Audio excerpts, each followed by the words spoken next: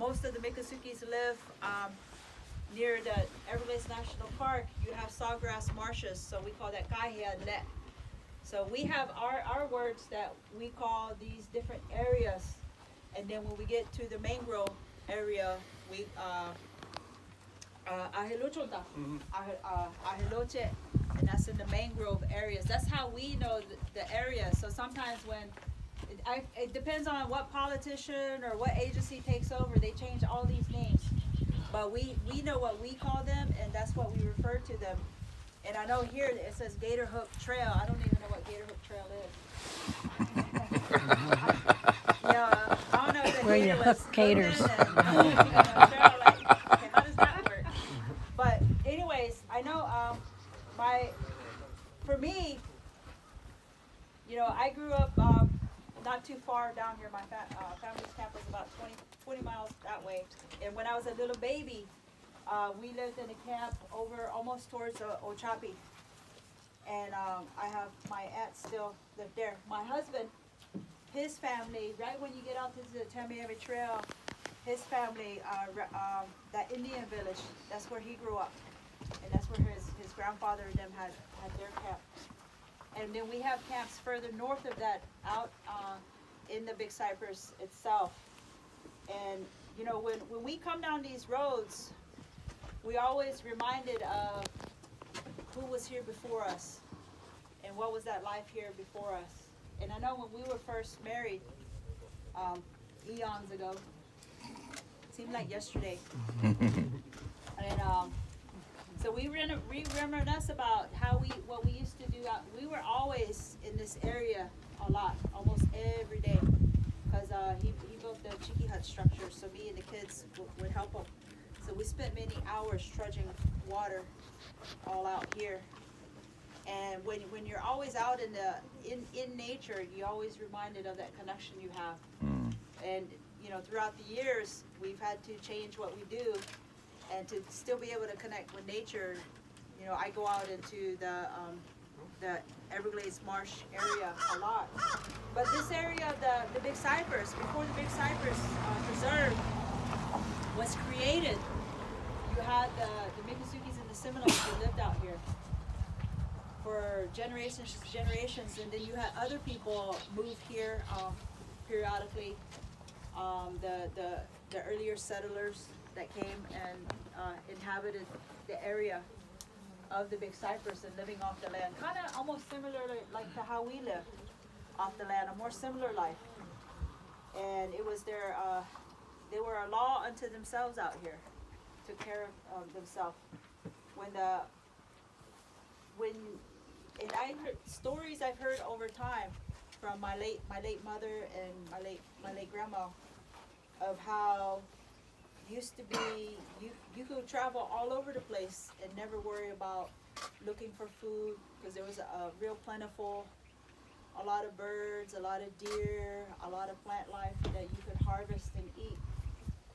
And then when they started, even in the earlier days, when they started building these roads and the Tamiami Trail, they used the Seminole and Miccosukee people as guides to help map out where to put that road, because they knew the deeper parts of the slough, more the shallow parts, what would be the better routes to make this road.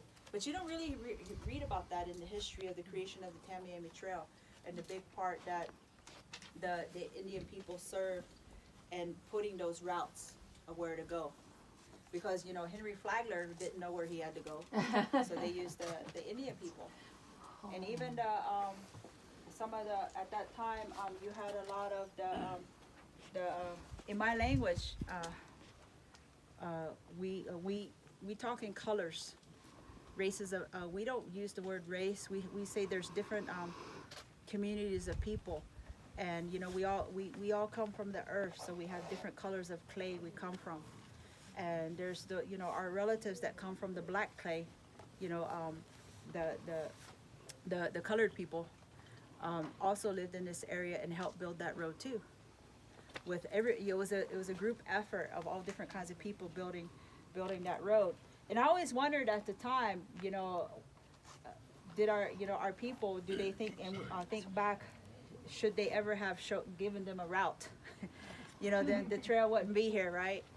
But that being said, you know, after the road being built and the disruption of the flow of water through the Big Cypress, over time, they started noticing the changes. And I don't know if any of y'all remember it, and I remember it a little bit. I know my husband remembers it a lot, because all this area that you see wooded now, and even along the trail when you drive through the Big Cypress, at one point in time, that was farmland. You had rows of crops. And you can still see it a little bit when you're driving. You look to the south and the north, you actually will see like rows. And even over satellite imaging, you can see those rows. And I know my mom and my grandmother and even my husband at that time, and a lot of the other Miccosukees and Seminoles worked in those fields, because after they were started seeing those changes, they had to start shifting from being actually to live off the land to need money to buy food. And so they got jobs working in the tomato fields. Just election, so kaya may naan haya sa malikto. Cabbage, he said watermelon, cucumbers, tomatita, tomatoes. That was farmed all out here.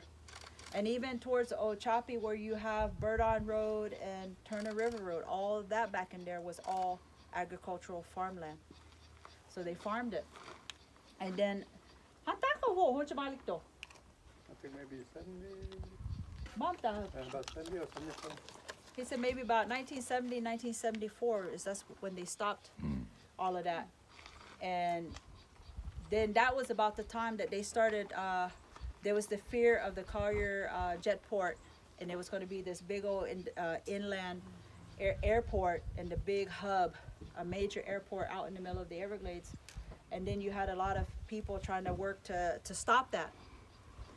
And at the time, the indigenous people, I remember as a kid going with my mom and my grandma and grandpa and uncles to different meetings, and because the indigenous people had this concern, because there was talk about they wanted to get rid of everybody out here, just make it into a preserve, and they didn't want nobody else out here. And I remember going to those meetings and having to translate, because a lot of our people didn't read and write. So those are kids that they sent to school, we had to turn around and interpret what was being said. And that's a big responsibility you're putting on a little kid, to interpret something. Yeah. God forbid you mess up, right? Right? He said it was a good thing, you know, when it wasn't. But, and I remember them reassuring the indigenous people that our way of life and how we live will continue even with the creation of the preserve. And at that time, they wanted us to identify all the Indian camps that exist out here. And I remember the elders saying, don't tell them anything, because then they'll try to take it away.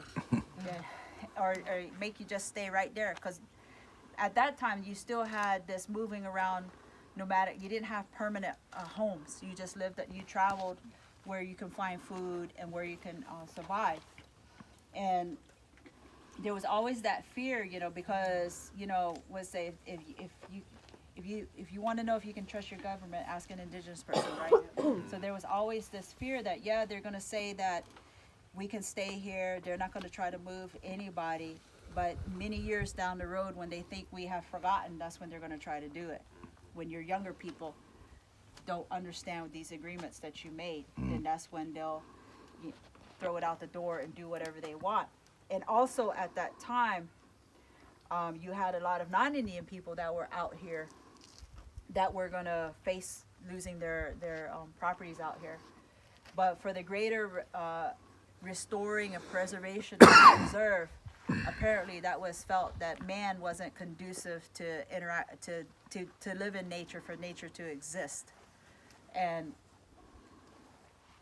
But a lot of people were forced out